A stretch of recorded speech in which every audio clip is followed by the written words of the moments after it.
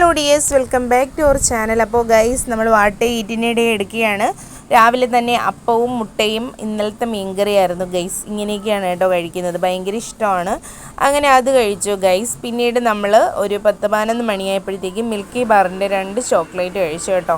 പിന്നെ നമ്മൾ ഉച്ചയ്ക്ക് ചോറ്, പിന്നെ അച്ചാർ, പാവയ്ക്ക കൊണ്ടാട്ടം കണ്ടോ, ഇങ്ങനെ വറുത്തെടുത്താൽ നല്ല ടേസ്റ്റാണ് ഗൈസ് തിന്നാൻ.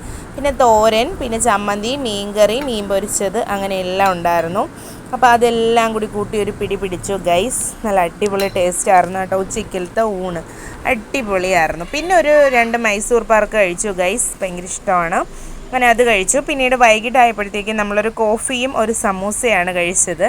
അതും നല്ല ടേസ്റ്റ് ആയിരുന്നു കേട്ടോ. അങ്ങനെ അത് കഴിച്ചു.